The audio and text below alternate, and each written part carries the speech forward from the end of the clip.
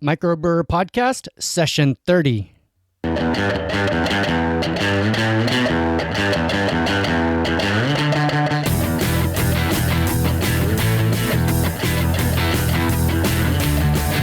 Welcome to MicroBrewr Podcast.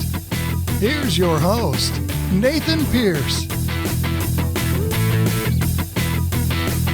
Welcome to MicroBrewr Podcast. We talk about everything craft beer related with a focus for people looking at starting their own microbreweries or wanting to take their existing breweries to the next level. I'm your host, Nathan Pierce. Thank you for listening, everybody. I really appreciate you here. I get some good feedback and emails and lets me know that people are getting some good information out of this podcast. So I really appreciate that. Please subscribe, rate, and review in iTunes and Stitcher. When you leave a review, I appreciate honest feedback, and I especially appreciate the good words too. Let me know what I'm doing right. Just makes me feel good about what I'm doing and lets me know that somebody else appreciates it. Thanks for doing that. I really appreciate it. In this episode, I talk with Miles Stone from Borderlands Brewing Company in Tucson, Arizona. He and his partner started Borderlands Brewing Company with $2,000. That's a record, I think, so far on this podcast. And they started it when Miles was in his second year of medical school. So they both have full-time jobs, and they're doing this on the side and not getting much sleep. It's a pretty neat story to hear how they pull that together. And I was also kind of surprised to hear about the mobile canning operation that was going on while we were talking. So we kind of segued off onto mobile canning for a little while, and there's a bit of discussion about that. And I've also added some links to more information about that in the show notes at microbrewr.com/session30. So check it out. And here's the interview. Hey, Miles, I introduced you to the listeners. Let's take a few minutes and you could tell us more about you and your brewery. Oh, that's great. Yeah, my name's Miles Stone, and I'm one of the two co-founders of Borderlands Brewing Company in Tucson, Arizona. The other co-founder is Mike Malazzi. We started the brewery with like $2,000 and no idea what we were doing. It's been a pretty incredible last couple of years. Did you say $2,000? Yeah, right. Yeah, it's been unreal. So both Mike and I were, we have careers in other fields, and I was still in school. He had just finished up school, so startup capital wasn't our strong suit. So yeah, we put all of our money on the table. I had about $2,000 of leftover student loans, and we used that to start up the company. And at that point, it was essentially a homebrew operation in a building. And as you and all of your listeners know, you need a few things to start a brewery. Obviously, money is one of them, but you also need a building, and you need a liquor license. And so you kind of need all three at the same time. And you need money to get the building, you need building to get the liquor license, you need a liquor license to attract investors to get the money. It's kind of a catch-22. So we knew we'd have to kind of fib to two of them. And we weren't going to lie to the Tax and Trade Bureau of the federal government. So we told our landlord, yeah, we got money in the bank. And we told our investors, yeah, liquor license is pending. And kind of floated things along in the early days by our bootstraps, pretty tight, but it's been a lot of fun. Well, I originally found out about you guys and reached out to you when I saw that Borderlands was mentioned in the article the blog post that Joe Shellerud published in February. 61 brewers speak out what I wish I had known before starting a brewery. That's right. At that time, you said that you started with a 3-barrel brew house and that barely made enough beer to keep your tap room stocked. Right. One of the big that's a great question. And one of our big surprises was the retail business. We set the place up as a wholesale brewery. We're in an abandoned warehouse near downtown, near the entertainment district of Tucson, but not in it by any sort of imagination. So we kind of are on the outskirts of that region, and we didn't expect a ton of people to come over, like a brew pub or a brewer that really focuses on retail sales. So we didn't have a bar stool the day we opened. We only had a bar because our landlord built it because they thought we were a bar when we signed the lease. So, we were completely unprepared for the amount of traffic coming into the brewery, but obviously that wonderful. It's such a nice treat to have people in the brewery and show them the equipment and most importantly, explain the beers to them. So figuring 80% of our beers would go out wholesale and 20% would stay in the tap room. When we first opened with that Brew Brew House, it was almost the exact opposite. 80% of our beer stayed in-house for the tap room, and we barely had a couple of kegs a week to send out wholesale. And now your beer is on tap in Tucson, Phoenix, and Flagstaff. Yeah, exactly, and add more cities, by the minute. It sounds like we make about 1,500 barrels a year, which is probably a pretty good guess for where we'll be at this year. So we're definitely on the smaller range of mid-size, maybe even the bigger side of a small brewery, but we could easily sell all of our beer in Tucson. Tucson has really got a wonderful craft beer scene going, and it's a pretty big town with not that many breweries for a town of its size. And so, because of that, it would be nice to keep all of the beer close to home, but with craft beer being the way it is, and buzz and people talking across different cities and on the internet, we've been getting lots of requests from other cities. So we kind of sent some beer out to the other cities. Tucson and Phoenix are kind of our home bases, and then Flagstaff and Bisbee and a few other cities throughout Arizona last weekend. So the retail outlets are seeking you guys out at this point. Yeah, no, it's been amazing. Our biggest problem, and I don't think I'm getting much of this, but our biggest problem is keeping up with the orders. Yeah, there's been actually some breweries didn't want to be on this podcast. There's at least one who said that they were cutting off all publicity because they just couldn't even keep up with demand, so they didn't want to make any more demand until they expand their facilities. Yeah. It's a really interesting problem to have. Obviously our batch turnaround time is anywhere from 2 weeks to 2 months, depending on the specific beer we're making at the time. So if we do run out of inventory, it's pretty tricky. What we've found is that most restaurants are pretty understanding, especially if we explain to them at the outset that we're looking for more of like the rotating tap handle at a restaurant versus always being there all the time. Because that way, when we do run out of beer, which happens, we can either give them a different beer or just say we'll be back in a couple of weeks with some more beer. And most are pretty understanding about that. Man, this could go so many different directions. I'm trying to think of some follow-up questions. Oh yeah, no, it's been amazing. I don't want to over-represent, how we've grown in the last few years in terms of size of the company, from the $2,000 we had in the bank to where we are now, and shipping almost across state lines by this point.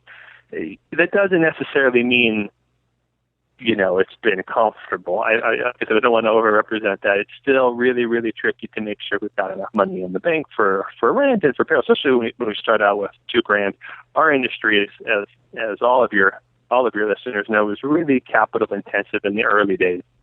So, for the first couple of years, we're buying equipment, paying off older equipment, planning for more equipment down the road, which, our tact has been, we've been adding probably 10-20% of our capacity every 2 or 3 months. We've been adding tanks right and left. So that's been the challenge, making sure all the logistics and everything work out. When you start out with that small of a capital influx at the beginning, it really makes you have to play games and kind of juggle accounts, things like that, to catch up with the rate of growth in terms of the equipment. So that's been a struggle. That's been a real challenge for us. But it's definitely one of the good problems to have, is that we're kind of growing faster than our bank account allows us to. But it's way better than the alternative, which is not growing or shrinking. Definitely.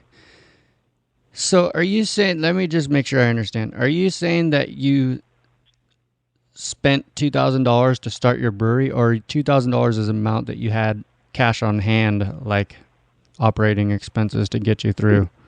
Yeah, great question. So when we got our liquor license and signed the lease on the building and started operations, it was $2,000 spent. Well, $0 cash on hand, or probably negative $1,000 credit card debt on hand. And so that was opening the doors. And at that point, it was making homebrew batches. The warehouse was way too big for us, but it was the only one we could find at the time. And but over the next year or so, people took notice. And the first year was us trying to be as behind the scenes as possible. If you talked to me back then 2 years ago, maybe 3 years ago, I probably would have said something similar to the brewery you just mentioned, where they were getting nervous about adding more publicity. That was us. We could barely make enough to keep up with the tap room. But, investors noticed, and by investors, it's people down the street from us. We've never been the kind of company that attracted big league dollars, without any industry experience and really hardly any money of our own, that we're able to put up cash up front to secure the company. The big leagues really weren't talking to us. We couldn't, and even really still can't get even more than a couple grand of credit card limits available to us. So people would come into the tap room and say, "Hey, how did you guys get the startup money for this?" And I said, "Really, we're just selling shares to everyone we know and even people we don't know." So they'd say, "Oh, you're still selling shares," and we'd say, "Yeah, as a matter of fact, we are." So probably a third of our investors are people that were just in the tap room or met at a beer fest and were excited about the direction of craft beer in Tucson. And then over the next year and a half or 2 years from those early days, we raised money in $5,000 to $10,000 increments to afford the $1 million you need to open up a brewery sustainably. And I don't think that's really changed much. I think you still need about $1 million. We don't have to have it all on day one. So you're talking about selling shares and investors and all this stuff. You're talking like a businessman, but you just finished medical school. Yeah. I can't overstate how poorly qualified Mike and I were to start this brewery. Neither one of us had any real specific business background. My parents had a bicycle shop when I was growing up, and so I grew up in the back room of the bike shop, fixing old Schwinn's and things like that. But I heard my parents talking about, paying sales tax and, filing with the accountant and, doing annual taxes, things like that. So I kind of heard the language at the dinner table at home, but no real formal training. So that was a lot of time at the library looking through any book we could get our hands on talking about the beer industry or just business in general. But you probably started the brewery like your first or second year in medical school? Yeah, second year med school. Crazy. Do you sleep at all? Yeah, not as much as I'd like. Our secret has been to have wonderful people around us. Mike is great. Either one of us have kind of become interchangeable with the different projects. If I'm stuck at the hospital super late one night, Mike fills in for me without missing the beat. And likewise, although in all fairness to him, this is less often that I have to fill in for Mike. He's been wonderful and really been putting in a lot of the time at the brewery lately. But if he's busy at the lab and he's doing some research that requires a bit more time, then me or one of the other guys are always happy to step in. So your website says that he works in studying bacterial infections, right? Right, exactly. Yeah, he's been spending the last almost a decade actually at university laboratories across the country working on different bacteria. The one he's doing now is called Clostridium difficile. It's kind of shortened sometimes to C. diff. It's a really important hospital infection that causes a lot of damage and can cut some lives short. So he's doing some really important research at the University of Arizona, so in the morning, so then comes over here in the afternoon. That's like full-time jobs for you guys besides this. Yeah, it's been nuts, Nathan. I don't want to, like I said, I don't want to oversell how smooth this has gone. It's been certainly a challenge where, late nights, early mornings, and no lunch breaks, things like that. But they sacrifice in every set of anything. Certainly a brewery is no exception. So, really no way to get around it besides a lot of elbow grease and working 18 hours a day. So you've been working. The brewery's been working since 2010. Is it starting to be more manageable hours, or are you still like over the top? It's better. It's definitely better. Mike and I, in a perfect world, would probably easily still have 10 hours of work a day. The nice part now is that we've got a lot of wonderful people around us that help a lot, and so every one of our staff members is essentially a core member of the staff and can make managerial decisions on their own and are have the autonomy to drive the ship whenever they need to. So, even though neither one of us have the time to be here 10 hours a day, we've got great people around us who fill in. Matt Greff mentioned autonomy for his employees at Arbor Brewing. He was in MicroBrewr Podcast session 22. Nice.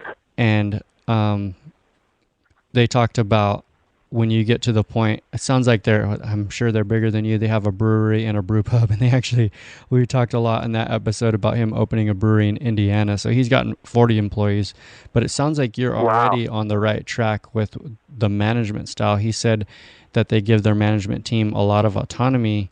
He actually said that's the best decision they ever made, was just letting them operate the brewery as if it were their own. Don't stop to think about how I'm going to make every decision. Just try to make the best decision you can. No, I think that's a wonderful approach, and it's one that we try to emulate ourselves too. And it starts with having good people. You know, our head brewer is Nigel Canoli, and he's outstanding. And another employee who kind of defies title, kind of the ultimate sixth man, the utility player that does a little bit of everything around here, is David Black, and he's wonderful. We've got a taproom manager, and Danny Johnson, and he's absolutely wonderful. And any one of those three guys can fill for Micro, on a minute's notice, and they make plenty of their own decisions without, like you said, having to second guess, what are Mike and I going to be doing or saying, or what decisions are we going to make, because they're great. We would probably all come to the same decisions independently on our own anyway, so might as well give them the tools that they need to make decisions on their own. Awesome. So tell me more about your beers. I was checking out your website, and I thought it was cool that you mentioned food pairings for the beers, and also super cool that you have the standard reference method number, the SRM number for each beer, like the color of beer. I don't think I ever have seen beer labels referencing the SRM. Nice. Well, our philosophy has always been, there's a lot of good IPAs and ambers out there. We don't need to add two more. Obviously, we do make an IPA and an amber because we've had too many customers get mad at us coming into the brewery and saying you don't have an IPA. That's crazy. So we do make those beers, but those aren't our babies. The ones we really focus on are beers that either are push the style limits or just really aren't even a defined style. And focusing on local ingredients is absolutely the core part of our philosophy. There's so many good breweries around the country that are, if we just tried to make versions of them with suppliers from Tucson, that wouldn't really make any sense. So our most popular beer that we're canning tomorrow for the first time is our Noche Dulce Vanilla Porter. And so that beer uses roasted vanilla from Mexico, our neighbor to 20 minutes south of here. And we've got our prickly pear wheat, which uses fruit from the prickly pear cactus in place of the citrus that's usually found in Hefeweizen. And beers like that, beers that really have a unique local style to them. Nathan, I'm sorry to put you on hold for a second. I just heard somebody call me. Hang on one second. Okay. No, Kyle. Oh, okay. Nathan, I'm sorry about that. The guys are setting up the equipment, and it must be my guilty conscience for sitting away and relaxing and talking with you. No problem. So you got a lot of canning equipment coming in today for your first canning operation, huh? Right. Yeah, we're really, really excited about that. I've told you how we're not a capital intensive, or we don't have that kind of startup cash to buy equipment, especially canning equipment. So we ended up going with the mobile canning route, Mobile West Canning out of San Diego, and we couldn't be more excited. They're upstairs. I'm in the basement right now. They're upstairs setting up the equipment as we speak, and we're thrilled. It lets us start canning a lot earlier than we'd be able to if we had to have the equipment ourselves. We're not a candidate for a multi-$100,000 loan that it would take to get the canning line going. And if we saved that money from revenue of beer sales, it would take us, years before we could afford it. So let's just start going. But see, we've been going for 3 years to get to this point. So it's not something that I'd encourage people to do on day one, because it takes a while to dial in recipes, things like that, develop your distribution network. But, once brewers get to that point, and for us, I'd say we were probably there about 6 months ago, then it absolutely makes sense to get the ball rolling with canning. In the United States, most of the beer, even craft beer, comes out of bottles and cans. So any brewery would be pretty short-sighted to ditch that market entirely and focus just on kegs. So this canning operation, they're driving from San Diego out to Tucson? How did you find them? That's a good question. I don't remember if they called us or we called them. around the time we were looking at canning options, we got in contact with them. They might have emailed us. I don't remember, but we've been chatting with them ever since, and they've been absolutely wonderful to work with. So with that in mind, yes, they're coming from San Diego, so we've got to make enough cans to make it worth their while. So we kind of save up batches and just make a big run over the course of a day when they come out. So, but if you look at the different mobile canning lines around the country, there's probably about a dozen or so, maybe even 20 now. They're focusing in big urban centers, but driving out, within a day's drive to the outlying areas, because I think they need a certain amount of breweries, probably, I'd imagine, maybe 100 breweries in an area, because not all of them are going to hire the mobile canning line. So if maybe they get 10 or 12 to hire them, that gives them enough breweries to keep their canning line in pretty regular operation. Yeah, I'm sure they hit some other breweries on their trip out and back from Tucson too. Right, exactly. And I know that they're looking to add more, every day. So I would imagine they'll make a wide swing through through Phoenix on their way back to check out those breweries up there. How long of a drive is that? Good question. About 5-6 hours. Probably within with the big truck, 6.5 or 7. Wow, they came a long ways. So how much time in advance do you have to schedule? How flexible do you have to be? Yeah, that's a good question. Probably what we're looking at right now is scheduling things about 2-3 weeks out ahead of time. But once we talk with our distributors and figure out the kind of volume we'll be going with, we can schedule things well in advance of that, because we'll just run can batches every 3 weeks or so. Do they come on the exact day that you need them, or do you have to be flexible? A little bit of both. So today's Monday. They wanted to come on a Tuesday, or on a Monday, for example, but our distributors couldn't send the trucks to pick up on a Monday, so we asked for a Tuesday, and it worked out just fine. I don't know if we'll have that luck in the future, but as of right now, it's working out all right. Well, before we move on, I want to be sure to ask you about water conservation, because I saw the sustainability page on your website. Right. And the first sentence is we're in a desert. Water is so scarce. And I live in California, where we're experiencing a bad drought right now. I'm wondering, how can breweries conserve water, and what's the larger picture? What does the future of breweries look like? No, I'm glad you brought that up. That's a hugely important issue to us, especially being in the desert, like you mentioned. So, for us, our big water use is in the cooling, and as homebrewers, we were no different. And with the warp chiller and the coils, and trying to run enough ice water to keep the beer cold as it's cold crashing. That's where a lot of the water use comes from. The rest of it comes from cleaning. Not that much water is actually used in the brewing process. About a fourth or a fifth of the total water use, depending on the brewery. So what we've done is we've put some rainwater harvesting tanks outside, and we recycle the water that's captured from rainwater, not necessarily for the brewing process. We use purified water for that, but for the cooling process, we use rainwater, which really helps a lot, and we make a closed loop that runs through the heat exchanger back out to another rainwater harvesting tank. So cold water starts in one tank, goes through the heat exchanger, picks up the heat from the wort as it's chilling, and then goes out to a hot water tank outside, and then we just kind of flip it back and forth as we're brewing. So that keeps a closed loop in the cooling water instead of just running tap water through the heat exchanger down the drain, which out in the desert, that's just a criminal waste of water. So that was an important step for us. That knocked our water use down by about a third. That was a big deal. And then the other issue is cleaning. So, your home brewer and pro brewer listeners use the same methods for cleaning as we do. It's a little bit of base to break down the sugars and a little bit of acid to kill any bacteria.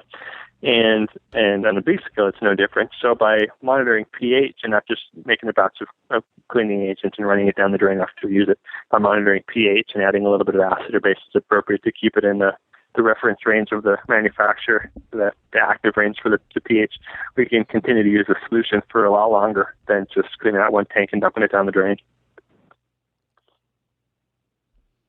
Cool. Well, thanks for broadening the picture about Borderlands Brewing Company. Let's get focused, and I like to go real deep, real fast.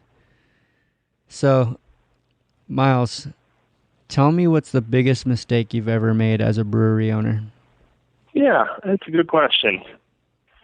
I'm stalling only not because I can't think of a mistake, but because of so many we learned. But really, I'll bet our biggest mistake in terms of growth was starting before we were really, really ready. We started with the tiny amount of capital we talked about earlier, and used homebrewed beer and things like that, and we didn't really know what we were doing, and we were kind of learning it and changing recipes, and that was tricky to win people back. And so, if we put out a beer that was way outside the style reference points, and we thought it was a good beer, but it wasn't hitting the styles people were expecting and the taste they were expecting, we had to win them back. And so that was probably the biggest bet. If we instead waited longer to have more professional brewing equipment and to focus the beers on, instead of just making good beers, but making good beers in the style people are expecting, that would have saved us a bit of the trouble early on. But it wasn't really an option because we didn't really have the equipment from day one to do that. So you lost some customers in the beginning. Yeah, I'll bet we did. And I don't have any real hard evidence about that, but we've had people come back a year later and say, "Oh my God, this is way different than the other guy I know we were homebrewing a year ago." So it didn't come back to bite us too much in the long run, but it was a challenge early on. Is that the thing that you would change if you were to start your brewery over again, or is there something else that you would do differently? Yeah, that would have been it. Although it wasn't really a possibility because again, we couldn't raise the money without opening up the brewery, and we couldn't open up the brewery without making some beer. So it's kind of a catch-22. But in a perfect world, that would be great. So now let's go to the other side of the spectrum and ask, what's the best idea you've ever had for your business? Yeah, it's great request. Focusing on local ingredients absolutely was a very important sort of decision for us, and it's been wonderful. Like I said, with so many good beers out there, the only way to really distinguish yourselves across a wide audience is making things people can't find anywhere else. And so our beers, the vanilla porter, the prickly pear wheat, beers like that really have a unique flavor to them. That was a great decision early on, and one we've stuck with since we opened. Just being super creative, is that what you said? Yeah, I'm using local ingredients. Focusing on flavors that you can't get anywhere else. Has there been a moment when you realized that you finally succeeded? Yeah, sitting in the basement while the guys are unloading the canning equipment upstairs as I talk with you. It's a pretty good one. Yeah, today you succeeded. Yeah, it's been pretty incredible. Yeah. That's awesome. Yeah, it's going to be so cool to walk through the grocery store and see your cans out there. You're telling me. I don't know. Where are your cans going? So we've had one pull request from, our friends down the street that run a mom and pop tap house, and then, everywhere from the Total Lines and the Vevmos and even the Costco's of the world. How many cans are you going to save forever without even opening it up? Yeah, no, that's smart. That's something we keep trying to figure out today, actually. So we've kept all of the cans themselves, the proof cans that we got early on from the can company. So we've saved all of those, and then we'll keep at least a case a person of the original batch, and then a couple of cases in the walk-in for the house.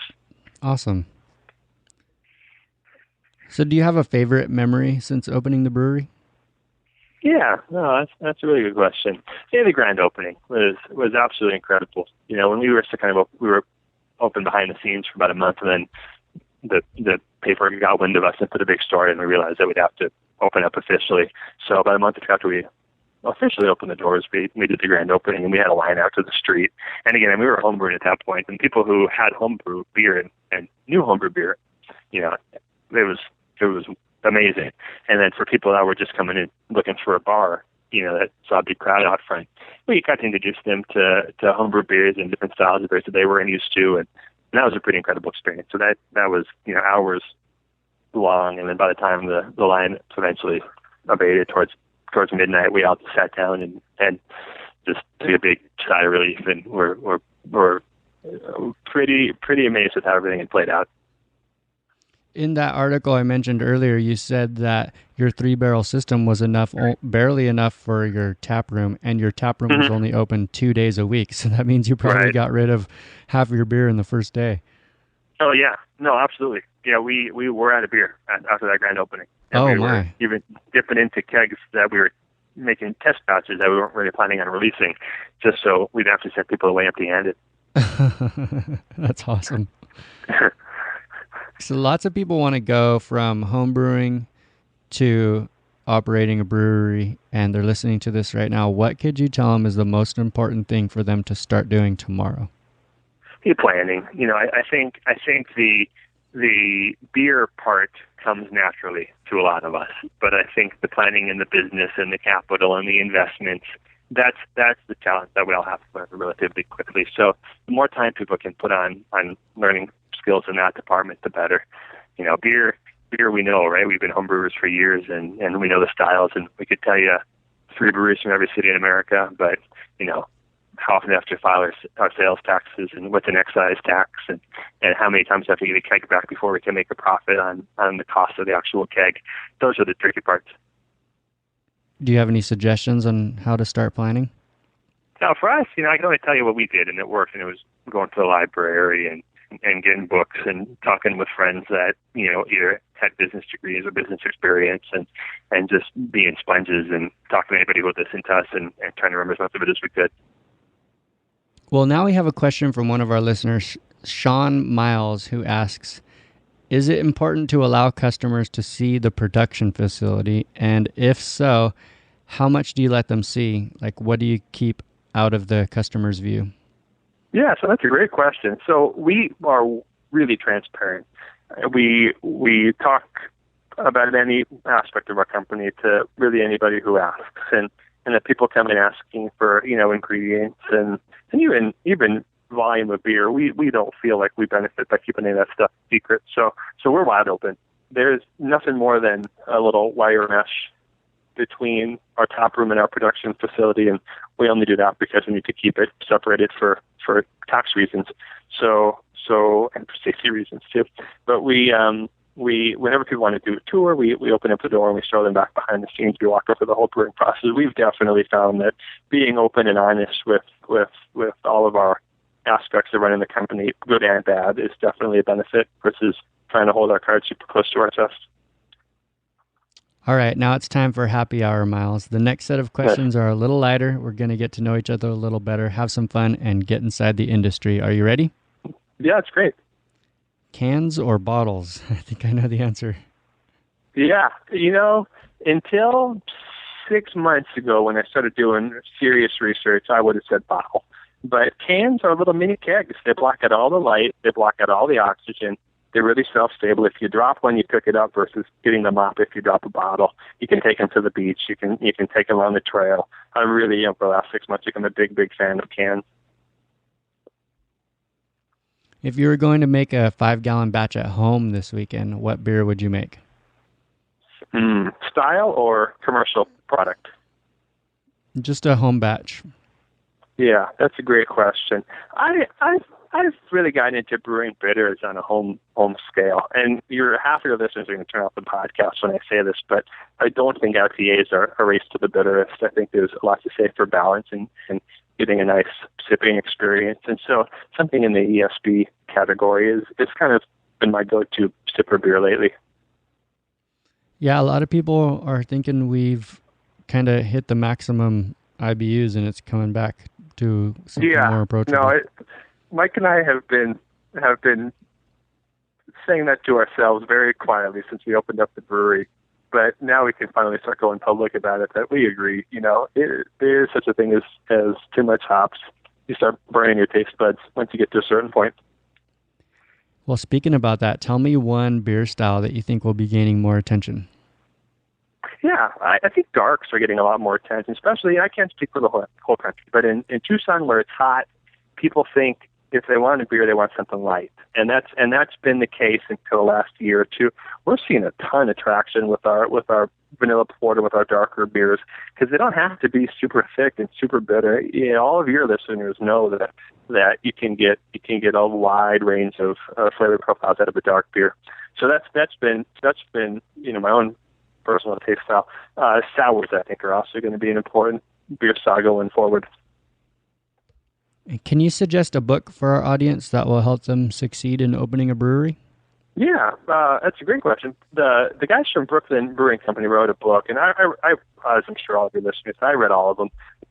Sam Calzone from Dogfish Head wrote one, and a lot of them are good and talk about anecdotes, but it's not actually practically usable information. But the Brooklyn guys, I think it's Building a Brewery, I forgot, but if you just search Brooklyn Brewery, you'll find the book. I thought that was wonderful. That one stuck with me.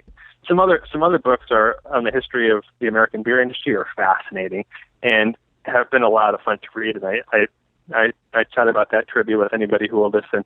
So I think some books on the history of American beer industry are a lot of fun. But in terms of practical knowledge to open up a brewery, it's the Brooklyn guys' book. Let me see. I'm looking that up because one other person mentioned it. Oh, here it is. No problem. You're talking about Beer School, Bottling Success at the Brooklyn Brewery by Steve Hindy and Tom Porter. That's it. That is a wonderful book and one that's stuck with me since the day we opened the brewery. Cool. That book was mentioned once before on the podcast. I just had to reference microbrewer.com/book list. So that one's going to come up a little bit higher on the list now because I tabulate that is a great idea. Each are recommended.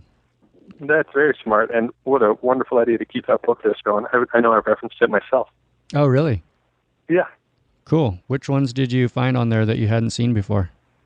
So that's the answer to that is less interesting to you because I've been in this world and not knowing anything when we started. I've been reading every book I can get my hands on. So a lot of them had been real familiar before, but it was kind of a fun list to see how many times it had been coming up.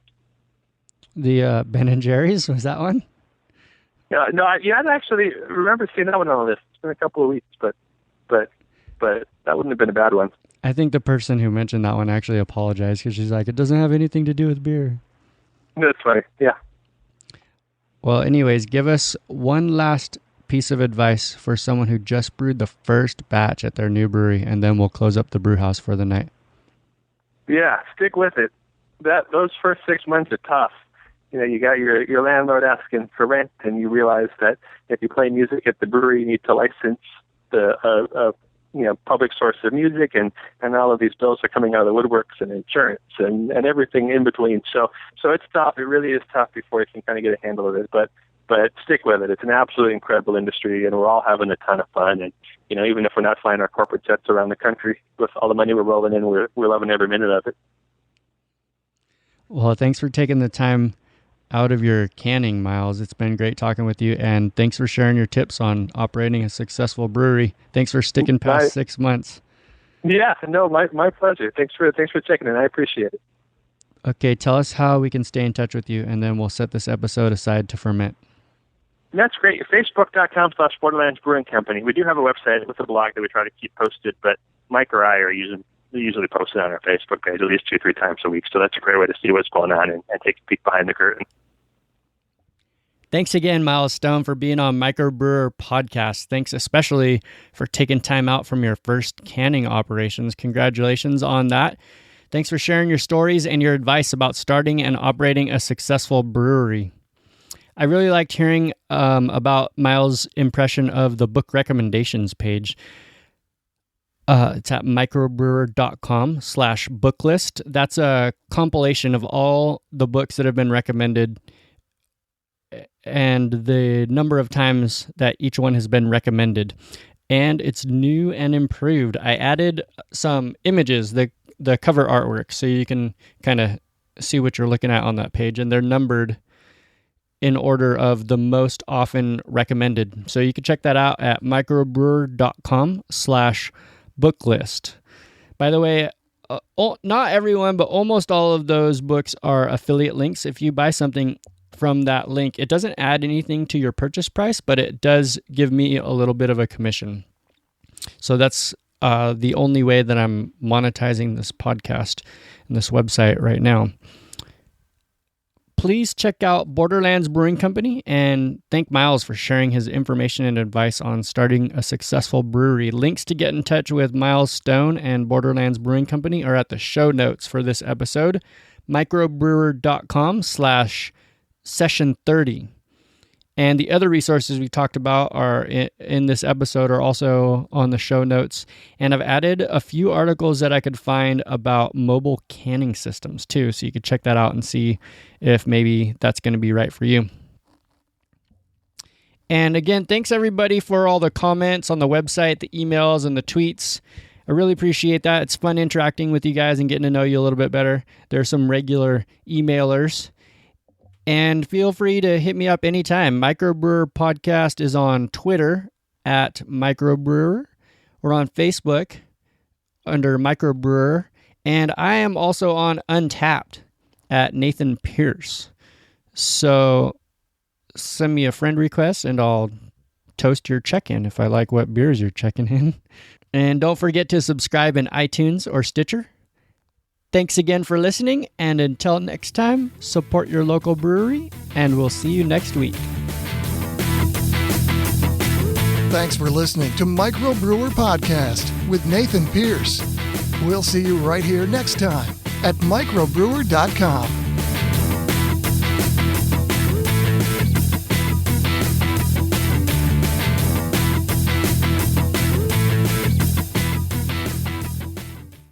If you want more resources for starting a craft brewery, check out microbrewer.com, microbrewer.com. If you want to become a Cicerone certified beer server, check out beerexamschool.com for free study guide and flashcards for the certified beer server exam. beerexamschool.com.